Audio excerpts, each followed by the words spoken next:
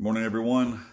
Welcome to Beyond Church here in Lancaster, South Carolina. I am gathered together with my household of faith, and we're going to be talking about this morning the decision to lead. I've been talking about decisions this morning, so if you're taking notes, you want to write this at the top of your paper, you can write down the decision to lead. Let me check all my settings real quick, make sure everything's good. All right, there we go. All right, so we're going to be looking at Romans chapter 8, first of all. Somebody want to volunteer to read one verse of Scripture for me? Anybody? Romans chapter 8, I want to read verse 14. Romans chapter 8 and verse 14.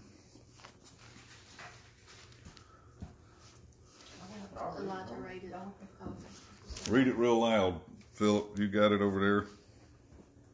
For as many as are led by the Spirit of God, these are the sons of God. For as many as are led by the Spirit of God, he said, these are the sons of God.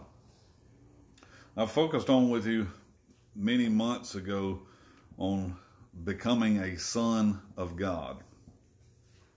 We know that Jesus Christ is the Son of God. But he became the captain of our salvation that he might lead many sons. And the Bible tells us that as many as believed on him, he gave them the power to become the sons of God, even as many as believed on his name. I've been talking about decisions lately. If you caught my Wisdom Talk broadcast last Saturday night, I talked about 4 important decisions. Some things that I've come to understand about life is that life is made up of decisions. Say that with me. Life is made up of decisions.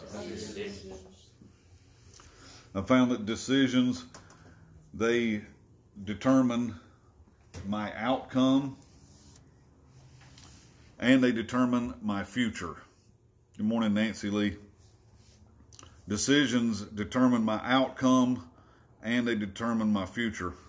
I'm focusing on Romans 8 and 14 with you this morning because he says, the Apostle Paul writing here says, as many as are led by the Spirit of God, they are the sons of God. Find with me Proverbs chapter 1 this morning as we start to lay some foundation for some things here. So I'm going to talk to you this morning about the decision to lead. The decision to lead.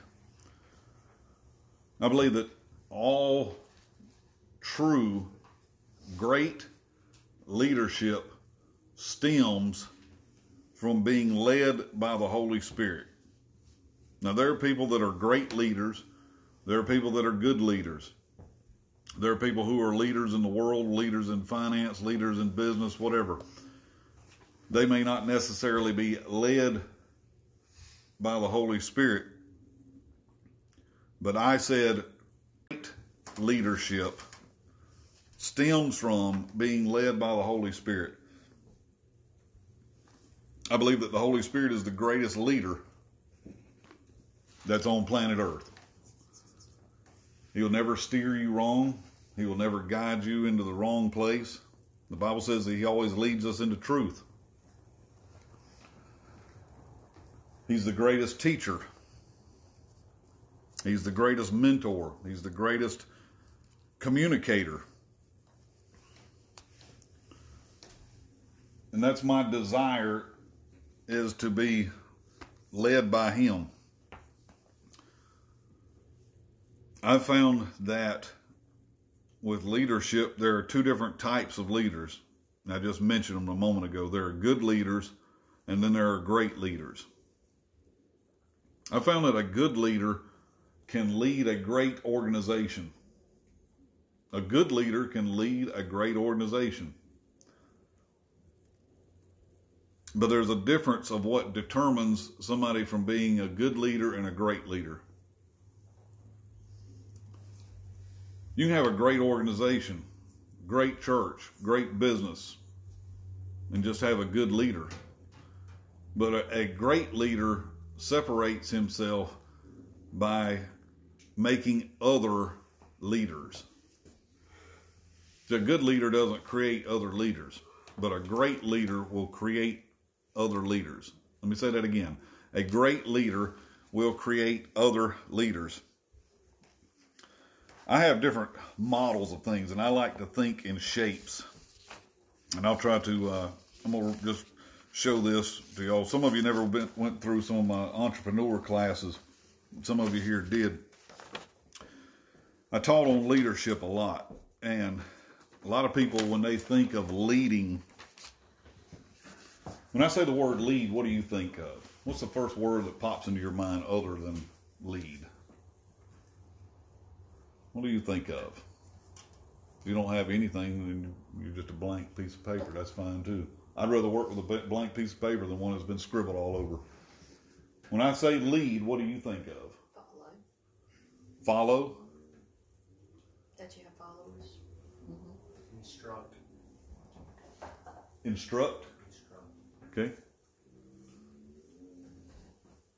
Anybody else? A lot of our concepts of leadership are, I like to use these in terms of shapes. I've got this first one up here. It looks like a pyramid, right? I got this shaded in area. A lot of people think of, I'll show this for you people, everybody that's with me. A lot of people think in these terms. Somebody who's leading from the top down. And then I've got a couple of other ones over here that I've taught people on, and this one's the one that I call the guy that's out front.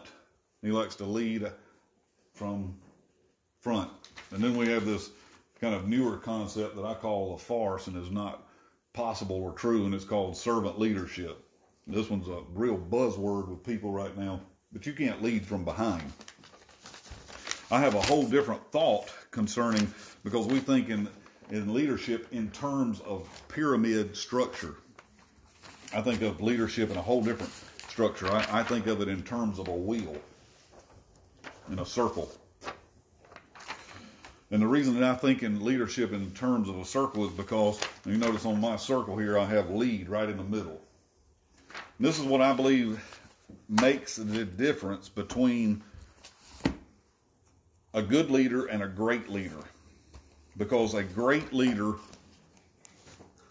doesn't just create followers. He creates other leaders. And he does that by placing himself in the center of everything. Not at the top, not out front, not behind, but in the center of everything. And this will begin to make a vast difference in leadership style. I'm not saying that one is wrong, but I am saying that one is better than the other. Okay? Leadership is something that you have to choose. Sometimes we can get thrown into a place of leadership. I've seen many people that were promoted to places of leadership, maybe in a workplace, and they may not have been ready for that venture. But nonetheless, I'm pretty confident when I say this, Asa. Leaders are not born, they're created. I can teach anyone leadership skills. Leadership is simply a set of skills. Going back to Romans 8:14, it says, as many as are led by the Holy Spirit. What does this mean? Well, this means that the Holy Spirit is a leader. He will provide leadership to us. Does that mean that he's out front? Does that mean that he's on top?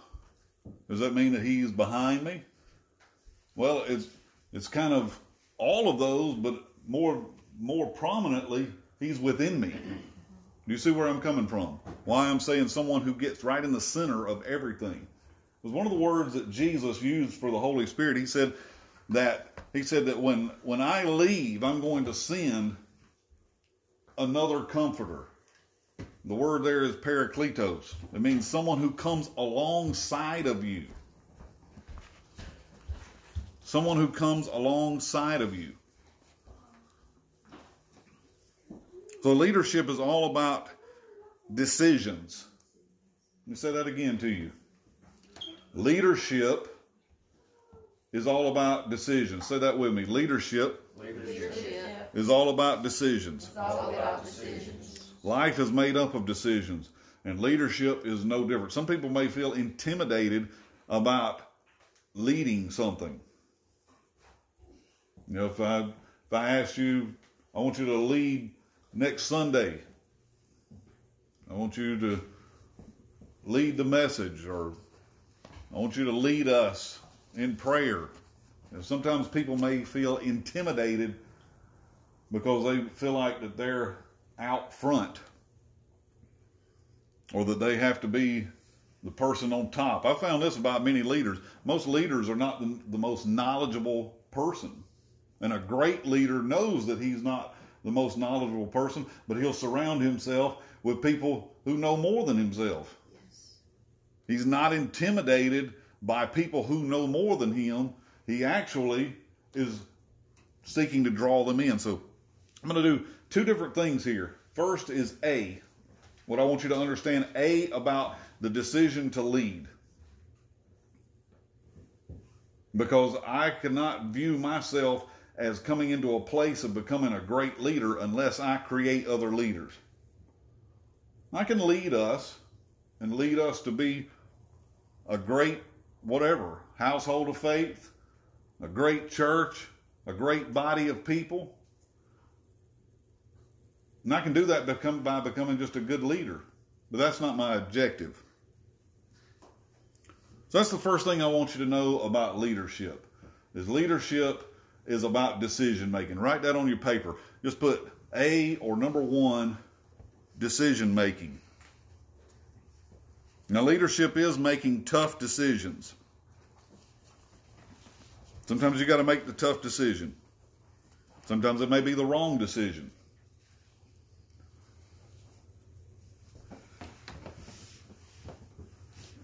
And a lot of times you won't know that until afterwards. But somebody ultimately has got to make the decision. And that's what being a leader is all about, is making a decision.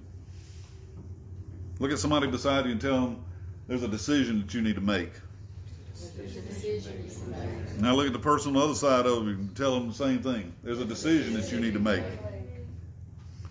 See, I don't like indecisive people.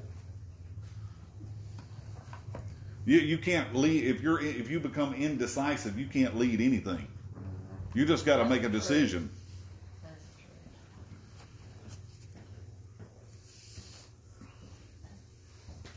A lot of times, making the decision is answering a question that nobody's asking, and sometimes it's just asking the question that nobody else is asking. So I've learned as a leader, you have to ask questions. I asked a question of you all this morning. I asked you, can you help me? Can you help me do this? Why? Because I'm getting other people involved, and other people that it is going to directly affect. Because I know that once I haven't made a decision, but once I make a decision, it's going to determine what? It's going to determine outcomes. It's going to determine future.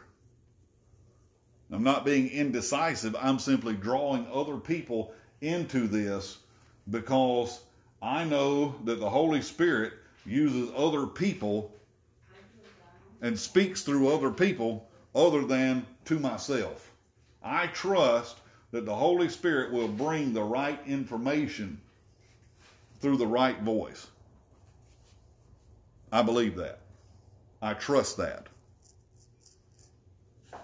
Sometimes with being in leadership is seeing things that are not seen, or seeing an underlying problem. Doug asked me, what are you looking for? I said, I don't know yet. I'll know it when I see it, though. Sometimes you've got to see the unseen. There's something that I'm not seeing, but I'm going to know it when I see it. I remember when I was going to buy a motorcycle, right? April would ask me, kept asking, what kind do you want? I have no idea. I said, I'll know it when I see it. Mm-hmm. Philip sent me a picture of it, and I was like, that's the one.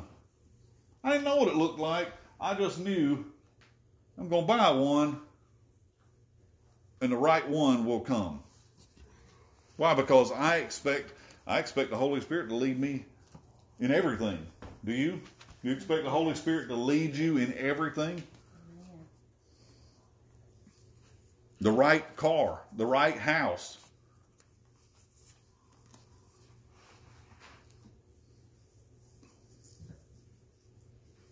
Sometimes, and I'm still talking to you about decision making, sometimes it's seeing the direction that you need to go when everybody else sees nothing.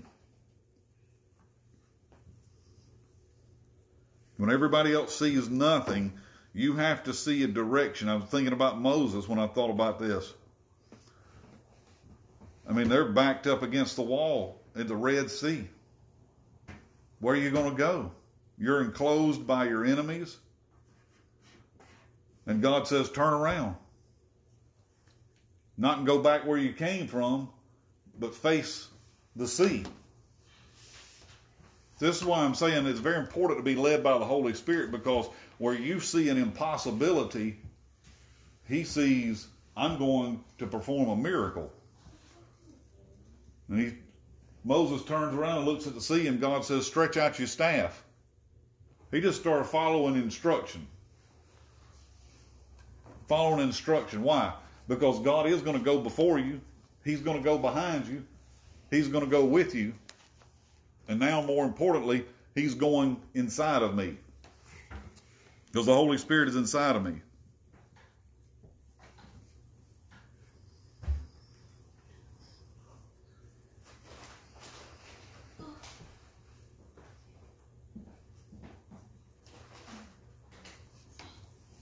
I'm going to stop and tell you this morning. No person that's in this room with me or listening to me by Facebook has to be afraid of becoming a leader. If anything, if you stay around me, I am grooming you to become a leader somewhere, somehow in life.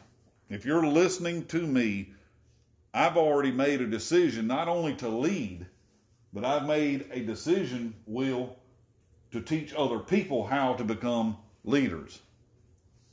That's what I desire to surround myself with in my life. That's going to be the second part of what I talk about today. So you can write down number 2, or B, you can write down will making. Not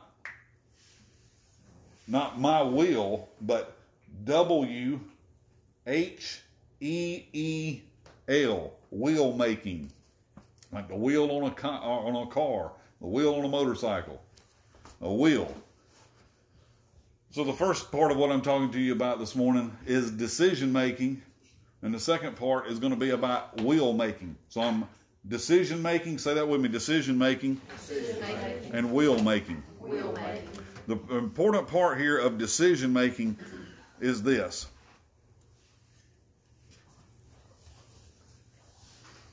The decision making process is always filled with choices.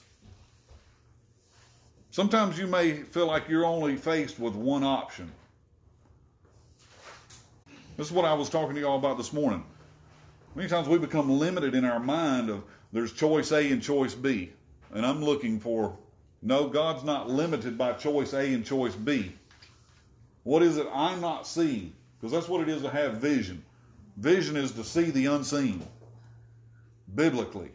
Vision is not, when the Bible talks about in Proverbs 29:18, it says, where there is no vision, the people perish. He's not talking about where there's blind people. He's talking about people who cannot see anything other than what there is. That's what I'm looking for. A leader learns how to speak. You should write this one down for yourself. A leader learns how to speak the language of vision. That's what he's going to talk. He's going to talk about what is not seen, what is not done.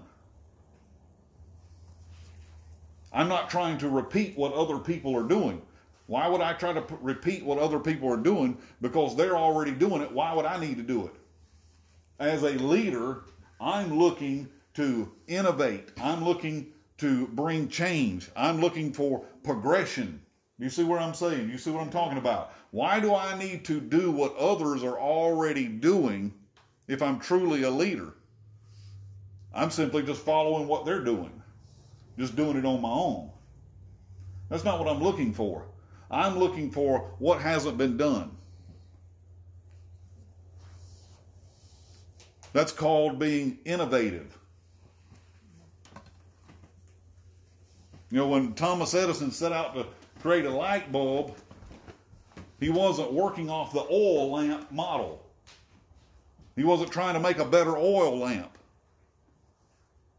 He set out to create something completely different. Something that was going to change how everything operated. Wherever you're leading at, if you're leading, I know that there are things that may seem comfortable to you. But you never lead by what is comfortable to you. You have to lead by what is necessary. See, people could say this to me, well, you know, Todd, I wouldn't be comfortable doing what you're doing. I wouldn't be comfortable in front of a camera. I wouldn't be comfortable standing in front of people talking to them. Well, I wasn't either. Do you think that I just came out of my mother's womb and was all of a sudden, you know, I'm going to get up and talk in front of people? No, much the opposite. But I don't do what is comfortable to me. I do what is necessary to move forward. So I had to make a decision. Am I going to do this or not? Was there times I was afraid? Yes. Was there times I was uncomfortable? Absolutely. Leading is never a comfortable position. Why? Because you're going to bear the majority of the responsibility for the outcome. If you go in the wrong way or the wrong place, people are going to blame you. This is all we see in the world of politics is blame, blame, blame. And it doesn't matter who's in lead, somebody's going to be blaming them for something.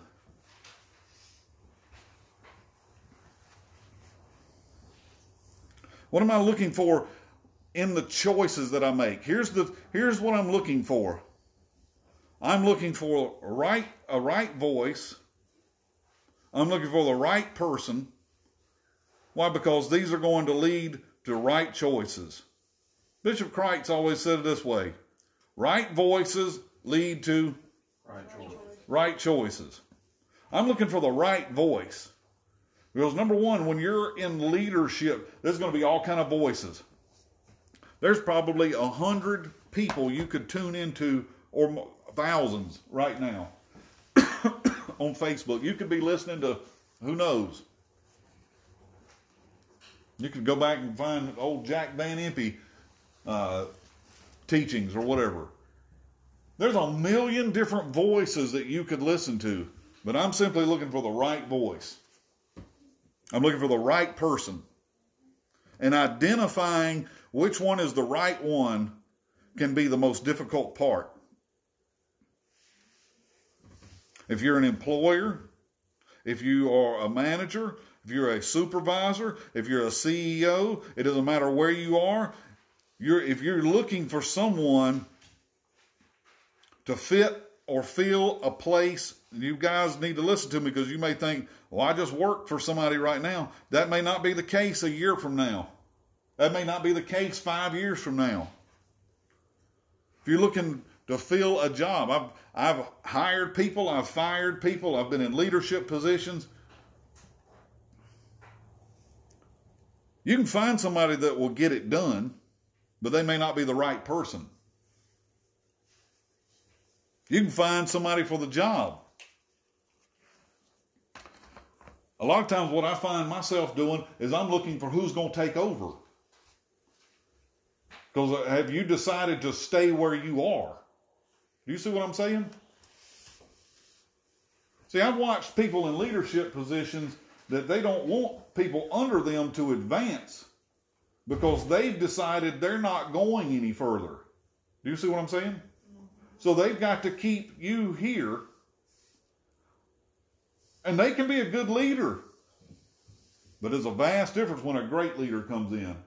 He says, I'm going to take them all the way up here, and even if I can push them past. Why? Because he's decided I'm not staying here.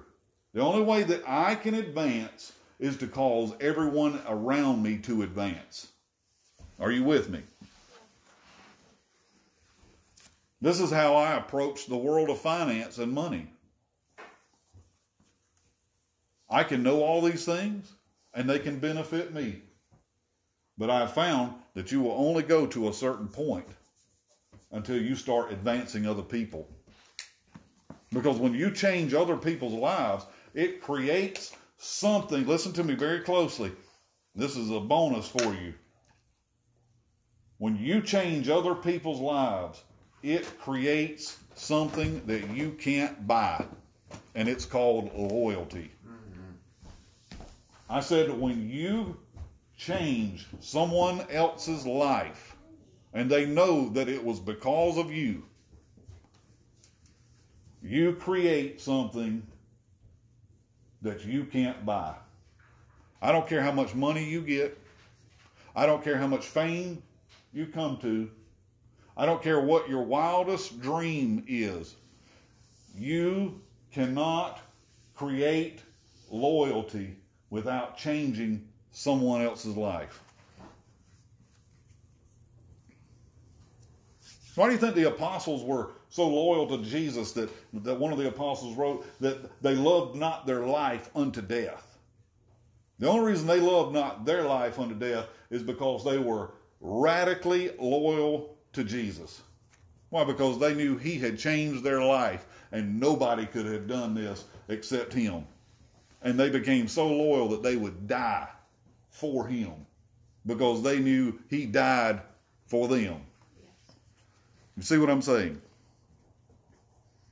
All right, let's move to the second part. I want you to grab Proverbs chapter 1. Proverbs chapter 1. And I want you to look at verse 5 with me. All of my children should know this verse. I've drilled it into them over and over and over and over. Does anybody want to quote it? You know it. Even my 6-year-old over here says, I know it. What is it? A wise man will what? A wise man will hear and will increase learning. A man of understanding shall attain unto wise counsels. Say it with me. A wise man will hear, and what will happen? Will increase learning. A man of understanding shall attain wise counsel. Here's two very important points for you to learn in life. Many times it's not your lack of faith, it's your lack of learning. God said that my people are destroyed for a lack of knowledge. He didn't say they're destroyed for a lack of faith. You don't know what you don't know. And the only way that you will know is by learning to listen. Learning, let me say that again, learning to listen. That's a skill. This is what I believe one of the greatest skills that you will ever develop as a leader. A leader is not always about talking, it's about listening. Yes. You got to listen, and you got to listen very closely. When I taught on Wisdom Talk last Saturday night, I talked about the decision to listen. It's a decision to listen. You know, you can talk from now until a kingdom come, and if someone is not listening, you're not doing any good. Matter of fact, anybody who's not listening to you, you need to find an exit from their life. That's true. Because if you're just beating your gums and beating them in the wind, and you know how that you will find out whether someone is listening? Give an instruction. If they can't follow an instruction, they've just disqualified themselves for any future instruction. If I give you an instruction as a leader and I say you need to do this, this, and this, and you don't do this, this, and this, and then you come back and asking me, well, what should I do? I'm going to say, well, did you do that, that, and that? A lot of times you're looking for God to take you to the next. I hear people all the time say, I'm ready to go to the next level. How are you going to go to the next level and you haven't done what you were already instructed to do? I found that the Holy Spirit gives me an instruction. The conversation doesn't change until I follow the instruction. Well, Right. I'm getting no amens on that one. Amen to that. Listen to what Proverbs 1 and 5 is talking about. I'm going to focus on wise counsel. And this is why I'm talking to you about making a will. Will making, not making your final will and testament, but making a will. I'm making a decision, but part of my decision making is to make a will. This word wise counsel here is a combination of Hebrew words. One means, part of it means to steer with a rope. The other means to guide by a plan. The root of this word comes from where someone is bound so tightly that they begin to writhe in pain. And the other part of this means that it can be measured with a rope. Listen to what I just said. Wise counsel. This is what I've had to discover about wise counsel. Some of the wisest counsel you will ever receive is by people who have been through some of the most painful experiences of life. This is why it's important to listen for the sound of pain. Who's been through pain? See, I got to a point in my life where I said, no one around me understands what I'm going through because they've never been where I've been. They've never done what I've done. This is why I always, and y'all can listen to this if you want to or not on this. This is why I don't believe in the modern model of how the church operates. Because we have like this an elder-ran church with a pastor who's one of the elders. I can go ahead and tell you something about this whole model. Most people won't see this unless they've been in this position. Number one, the Bible never instructs the church to be led by elders. And the reason for this is because if you're the pastor of the church and no one of those elders have ever pastored a church, it automatically makes you the smartest one at the table. You know why? Because they've never done what you've done. They've never been what you have been, and they've never had to stand in that place. So therefore, it makes you the smartest one at the table because you have experiences that no one else has experienced, and they can't personally identify with it. So how are they going to know if you're wrong if they've never done it? See, this is where let me get some things under your skin here in this way. You've got to have somebody in your life that can tell you when you're wrong. And if somebody's never done, listen, if Philip over here sent me out tomorrow under his company and he said, here you go, Todd, I want you to go fix this heating and air conditioning system. And I went out there and started tearing it apart. And he calls me about an hour later, you got a thing done? I'm still working on it. Calls me 2 hours later, you got a thing done? By the end of the day, he called me and said, man, you ain't got a thing done? I'm probably going to have to come back tomorrow. And he's thinking in his mind, I could have fixed that in 15 minutes. Well, do you know what the problem is? I ain't never fixed a heat and air conditioning system. And it might take me a month to figure out what's going on. unless somebody comes along who knows what they're doing and has been there and done it. And he could probably tell me on the phone what needs to happen. Are y'all following what I'm saying? Yeah. Because if he says, well, it's capacitor, the capacitor needs to come out, and I'm over here pulling everything else out, you know why? Because I don't know what I'm doing. Because I ain't never done it. So how can you have someone leading something that has never done it? Do you see what I'm saying? How can you have people making decisions over an organization that have never done it? No, that is bogus. That is a farce. That is people living in a fantasy. That's hard for the church world to hear because they're used to, this is how we've always done it. This is how everybody else does it. Well, I'll tell you, there's a problem when you have about 1,500 to 1,800 pastors every week who quit. You know why they do? Because they don't know anybody who's going through what they're going through.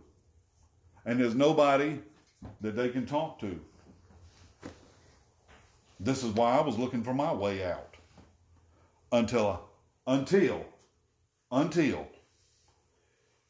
found somebody who knew what I didn't know, who understood what I didn't understand, who had been there and done it more than once,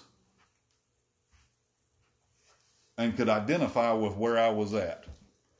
And see, everybody, I don't care where you are, a leader's got to have a leader.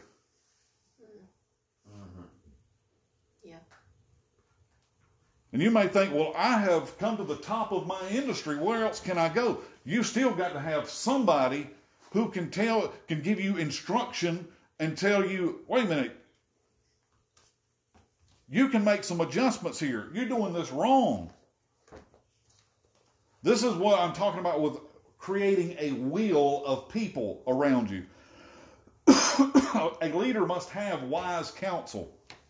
Wise counsel. What does that mean? Wise counsel are not they're not yes men. They're not yes people. Now I'm going to say some things that may be shocking to you. So just hold on with me.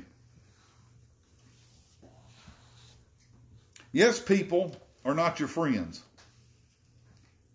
Yes, people, listen, I'm not looking to surround myself with just people I agree with. If you are looking to surround yourself with people you agree with, you are setting yourself up for a failure. Here's the shocking point that I have written down for myself, and I'm going to share it with you all. There are people that you don't agree with that are right. Let me say that one more time. There are people that you don't agree with that are right. Now let's all say it together. There are people that I don't agree with that are right. Do you know how many times I've found this to be true in my life? A lot. My spiritual father has given me instructions that I didn't agree with. But in the end, I found out he was right. Did you know that your parents, when they gave you an instruction and you didn't agree with it, did you know who was right? They were. You're not always right. And when you learn that, just that one little simple thing, you're now preparing yourself to become a great leader. I'd say you just became one. You're only preparing yourself to become one.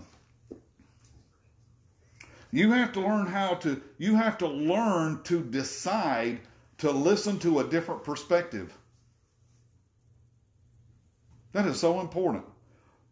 Decide to listen to a different perspective.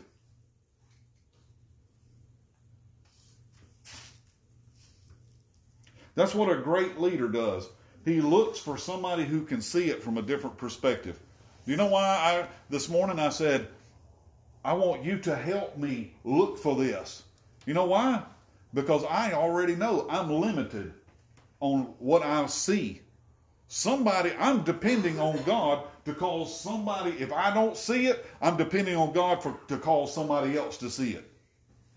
My motorcycle that I'm going to get on and ride to lunch today, I wasn't the first one to see it. He saw it first. But when he sent me the picture, I said, that's it. There wasn't another question. I'm like, hey, you go help me get that thing? It was that quick. A decision was made. Why? Because I'm depending. Because that's how God set us up in the body of Christ. As a leader, you're not going to see everything, and you've got to know that. If you think you the see all, know all, be all, you're probably the dumbest of all. And when you're the dumbest of all, you're the last one to know. Everybody else will know. You've been dumb. But you won't. That's why my spiritual father would say to me, you're being dumb. You're being real dumb. Nobody else around you knows it yet, but they're going to. But you're dumb. You're being dumb.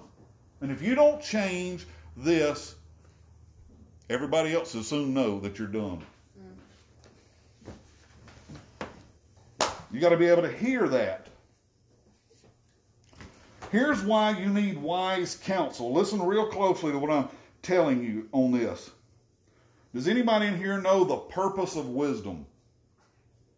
What is the purpose of wisdom? Listen real closely. Write these things down for yourself. Wisdom is an ability to discern difference, okay? Write that down for yourself. Wisdom is the ability to discern difference. Difference in what? To make the right decision. Wisdom gives you the ability to know the right person, the right voice, in order to lead you to the right choice. It is the ability to discern difference. Difference in people. Difference in places. But that's not wisdom's purpose. Wisdom's purpose is to prevent pain. Wisdom's purpose is to prevent pain. Why do you need wisdom? So we don't have pain. Thank you. Who in here likes pain? Do you enjoy pain? Do you know when you got in the wrong relationship and got your heart broke, it's because you didn't have wisdom. When you had to file for bankruptcy and couldn't figure out what went wrong, you didn't have a money problem, you had a wisdom problem. You experienced pain because you didn't have wisdom. That's wisdom's purpose. There's two great ways to learn in this life. I've discovered them both.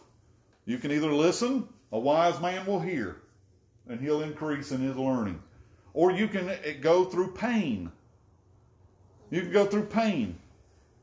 Eventually, the pain will become louder than your stubbornness, and you'll say, hold on, something ain't right here. Because pain is the proof of disorder. Let me say that again to you. Pain is the proof of disorder. Something's wrong.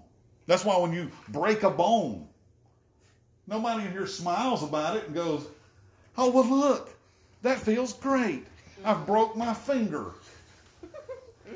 No, it's telling you, hey, dummy, something's wrong. Something's real wrong here. Pain is the proof that something is wrong. That's why God will give you wisdom, because it will come alongside of you and do a couple of things. It will establish order and leadership for you.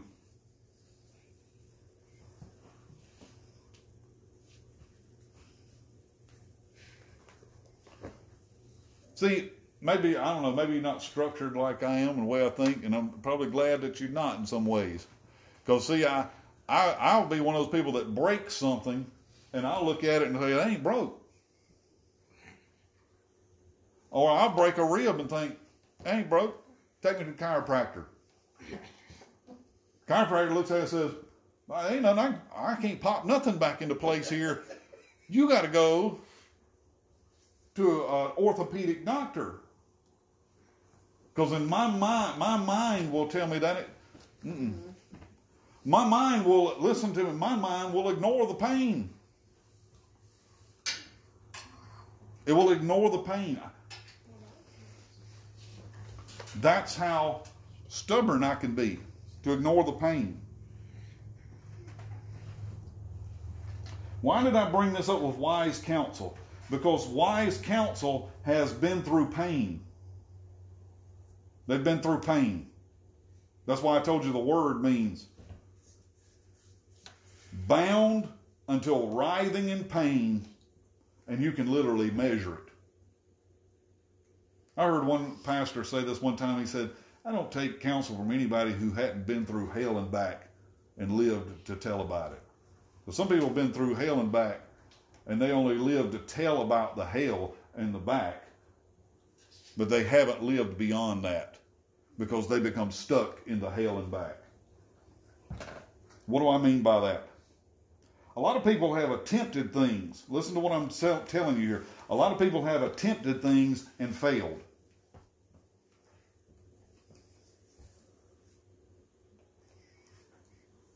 This is where I had to learn to separate myself from certain people. This is important. Please take this home with you. If you listen to someone who attempted and failed, and that's all they ever did, then their perspective becomes this: impossibility, negativity, despair, failure, or depleted energy. There are very few people who fail at something and then are willing to take a different approach. I remember when I was this little young evangelist and I wanted to go out and win the world to Jesus, and I was pounding the concrete day after day and week after week. And an older person said, well, we've already done that. And it didn't work. And I was like, no, he didn't. No, he didn't. And this was an elder of a church. He just told me that what I'm doing doesn't work. Do you see where he's coming from? He's coming from a place of, I did it and it didn't work. You know what my question should have been?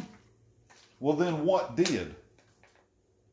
Because if he couldn't provide that for me, then you're listening to the wrong person. Did you hear what I just said? Mm-hmm. He presented to me the problem without a solution. I could go to work for Philip and he'd tell me, this guy's got a problem. And I ain't telling you how to solve it because I don't know. How can he be leading me? Do you see what I'm saying? How simple this becomes? How can you lead if you don't know? See, this is the difference in your wheel. You've got to get the right people in the wheel, because the wheel will do this. I've been where you've been, and I've done what you've done, and I've felt what you felt, and here's what you need to do. Do you see what I'm saying? Everybody with me on that? This is creating the right wheel.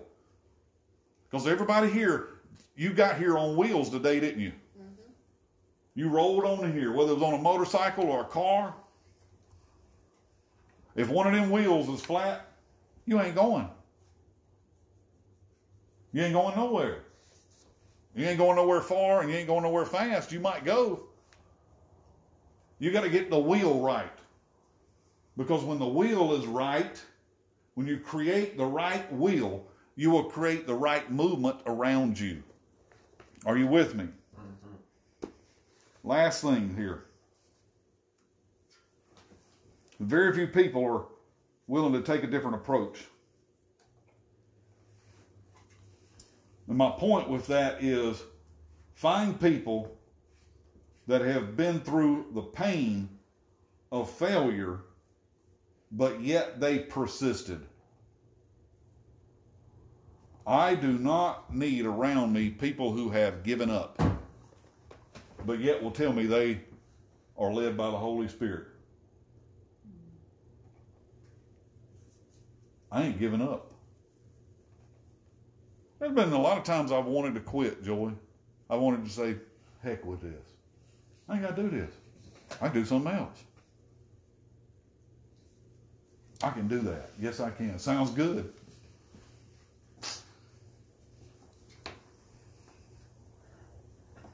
But am I going to do that? No. I'm going to keep going. I'm going to keep going. Wherever you are, you've got to keep going. Because you've got to understand that it's bigger than you. April talked about victory and triumph last week. Did you know that your victory and your triumph are bigger than you? Because somebody else is going to need your victory. Somebody else is going to need your triumph, not just you. You don't need to just triumph. Somebody else needs your triumph. Somebody else needs your victory. Because you're going to be the voice of wisdom to them somewhere in the future.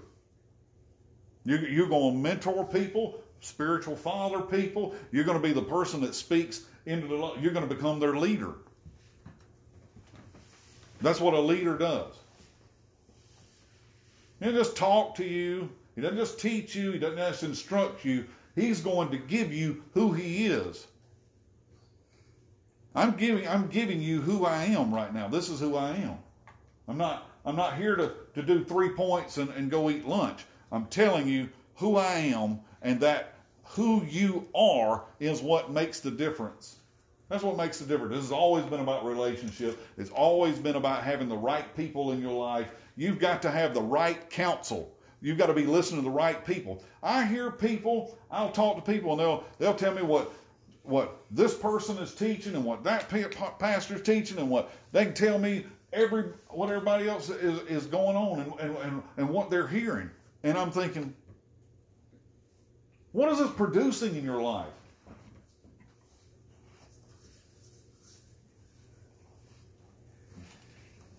Y'all know if you listen to the news enough, you're going to be presented with every problem in the world without a solution.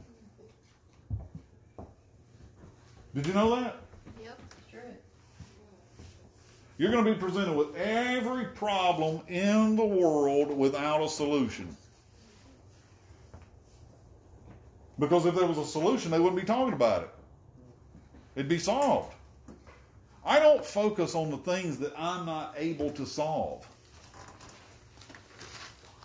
I'll let somebody else focus on that. Last couple of things, and then I'm done. Listen to this. Leadership does not mean that people will like you. We like to like our leaders and to be liked by them. But that's not leadership. That's called popularity. I have people that think, listen to what I'm about to tell you. I've had people say to me, well, who's on your side? Who you got in your corner? I got so-and-so in my corner. They believe the same thing that I believe. And I was like, but do you know them? And they said no. Or they've said this kind of thing to me. Well, Pastor so-and-so's got 1,000 people in his church. How many you got? Well, that doesn't make him a better leader. That just means he's more popular. I can become more popular. There's techniques for popularity. Just because someone has more followers, you better hear what I'm telling you. Someone has more followers does not mean that they are better. Doesn't mean they have more influence. Doesn't mean they have more influence, April said. Popularity is not a gauge of great leadership. Sometimes it's much the opposite. Jesus wasn't very popular. Yeah, 12. Jesus wasn't trying to gather as many people as he could to himself. He was doing much the opposite. He was getting rid of people. You can't do this and don't follow me. If you can't do this, then go home.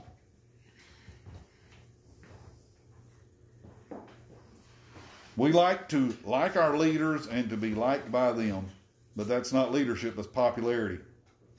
And I'm going to go ahead and tell you something. You can't effectively lead if popularity is the dominant factor in your decision-making process. If popularity is the dominant factor in your decision, well, if I make this decision, then the majority of the people ain't going to like it. you have made the wrong decision. This is where the church went wrong with the whole seeker-friendly thing.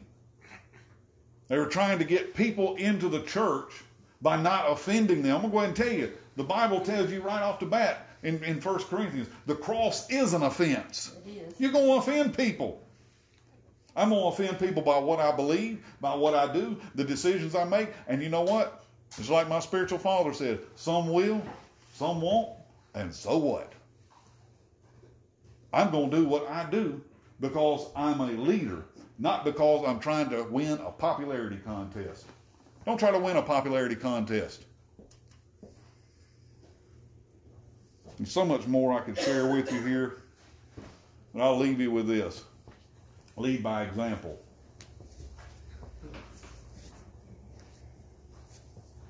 Within your will of influence. Lead by example within your will of influence. Thank you, Miss Rollins. Thank you, Christopher. Lead by example. Lead by example.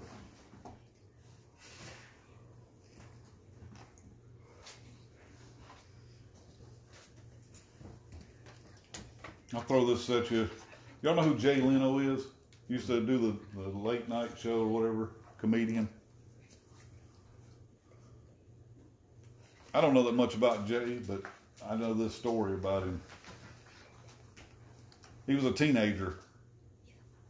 Got his first job at a car lot. Washing cars. He said he didn't know what he was doing. He just thought you just washed a car. But he didn't know that there was right techniques to it. He said he started washing the cars, and he kind of messed up some cars. Scratched some of the paint, did some other things. His boss came out and said, Jay, I'm just not going to be able to keep you here. I'll have to let you go. He said he made a decision that night in his life. He said, I decided to go back to the car lot and wash all the cars again. And I believe he washed cars all night until the guy showed back up the next morning. And the guy looked at him and said, what are you doing here? He said, well, I made a decision. I may not be the best, but I decided ain't nobody going to outwork me. And that decision set the course for the rest of his life. I may not be the best, but you won't outwork me. And he said he carried that into every place that he ever went. And he said, that's how I wind up where I'm at. He's had television shows because he said that's how he leads, through his work ethic. He knows his strength. He knows his weakness. But he's focused on his strength. And his strength is, you won't outwork me. And he leads that by example. And everyone that's around him. And I'm telling you, when you lead by example, it affects everybody around you.